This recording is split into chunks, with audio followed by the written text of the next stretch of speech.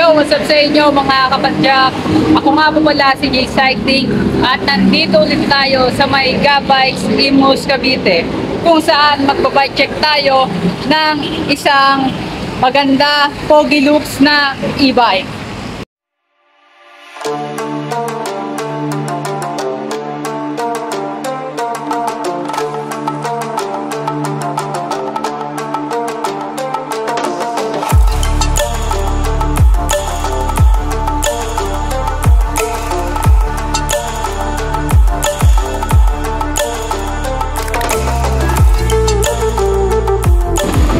So ito nga po pala mga kapadyak yung i-reviewin natin na e-bike. Hindi ko alam kung anong code nito pero ilalagay ka lang sa description kung anong code nito or anong model ng e-bike na to. Pero makikita nyo sa likod, Super A pa rin yan mga kapadyak.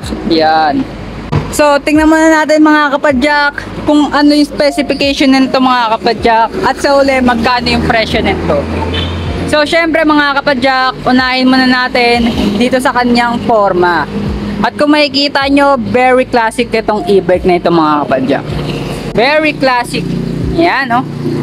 Para ka naka-classic na motor oh. Formang formado mga kapadyak. Yan. Hindi mo masasabi na ano eh, na mumurahin ng pang mga ganito, mga ganitong e-bike. Kala mo mga kapadyak, mahal siya.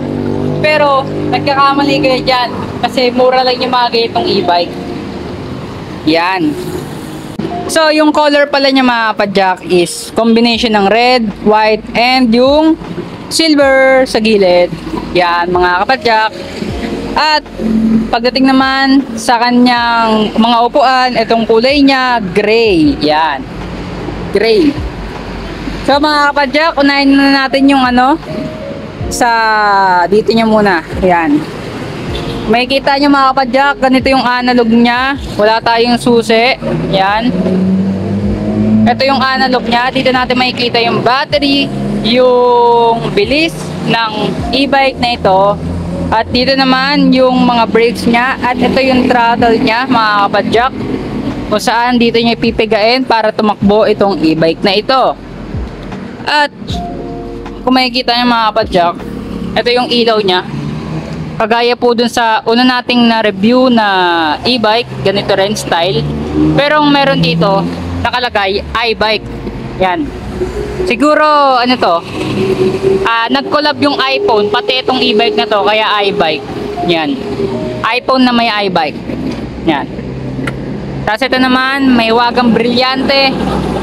Yan, ruby, yung gem na may sa gilid ay diamond. Yan. Ito good na good to para sa mga babae. Yan, sa mga babaeng gagamit. Goods na goods to. At itong fender niya mga kapadyak ko, tignan mo. Ito kasi nagpa-forma dyan oh. Classic na classic. Yan. Pitik check, pitik check. Yan carbon mga kapadyak ha. Walang e-bike na carbon. Sa battery muna tayo mga kapadyak. Siguro yung ano nito is normal battery lang, kung saan makikita natin sa mga budget na e-bike 48 volts with 12 amperes, which is kaya niya lang up to 25 to 30 kilometers yung range niya mga kapadyak. At pagdating naman sa kanyang motor hub, yan sa motor, ayan yung naka brushless with 350 watts, pagkakaalam ko po 350 watts. Okay na siya mga kapadyak. Mabilis na rin. Pero mas okay kung 500 watts sana, mas malakas yung hatak. Yan mga kapadyak. At ang kinagandaan dito mga kapadyak, in case na malobad ka, magpipedal ka, di ba? Kaso yung pedalan nito mga kapadyak, hindi mo masasabi na mabilis eh. Ang mangyayari niyan, ito yung pinaka pedal assist. Yan. Pedal assist to ng ating mga e-bike. In case na maubos yung battery, ayan, pwede nyo gamitin niya pedal assist. Siguro mas maganda kung palitan to ng Halotech no. Na Shimano Dura Ace no. Ganito kalay plato sa loob. Pero di naman pwede yun, pang e-bike lang dapat. Yan. Kasi ano siya eh, pag ginanyan mo, ang ano, parang tigas. Parang kang umahon ng Tagaytay eh, pag ginanyan mo. Pero pedal assist kasi yung mga kapadyak, in case na malobat. At dito naman tayo sa kanyang gulong, makikita nyo mga kapadyak. Itong gulong niya, di ko alam kung anong size. Yan. 24. 24 ba to? Hindi. Basta di ko sure mga kapadyak. Basta naka ano yan, naka interior yan. Ayan ang kinagandaan dyan sa mga e-bike. Tsaka naka mags. Di ko alam kung alloy or bakal. Syempre, pagdating naman sa mga brakes niya, basta pag budget e-bike, ganito. Yan. Naka drum brakes tawag ata dyan. Drum brakes. Or, di ko alam eh. Kasi di naman pwedeng sabihin disc brake kasi wala akong disc brake. Drum brakes yan, mga ganyan. Yan, ganun rin sa likod, drum brakes. At yung mga wiring sa mga kapadyak, hindi naman madumi, tingnan. Okay na okay siya. Yan o, papasok dyan o. Bang! Ang maganda dyan kasi mga kapadyak, hindi makalat yung kable, di ba? Oo, di ba? At di natin to pwede buksan mga kapadyak eh, kasi naka to tornilyo. Yan. Ang ano lang dito, ang downside ko lang mga kapadyak, wala siyang lalagyanan dito. Yan, wala siyang lalagyanan ng mga tools, yan. Pero ito, meron siya ditong apakan. In case na mapagod ka, ayaw mo na dito, dito ka na. And dito naman, ang maximum weight capacity pala nito, pagkakaalam ko nasa 100 pataas pa rin. Yan, 100 pataas. Kaya okay na okay mga kapadyak. Kahit sino pwede nyo isakay. Basta as long as payat ka and dito, okay na okay yan. Di yan bibigay mga kapadyak. At mga kapadyak, meron na rin siyang shock absorber. Pati rin dito, may shock na rin yan. Para in case na may lubak-lubak ay hindi kayo masasaktan, di ba? Yeah, mga kapadyak kung makikita nyo, napakaganda ng design. Looking good. Tignan nyo yung saddle mga kapadyak. Malambot. Malambot rin yung dito. Dito lang matigas. Pero hindi naman niya masakit. Yan. So, eto mga kapadyak. Itong e-bike na to, sige, lagay na natin yung presyo.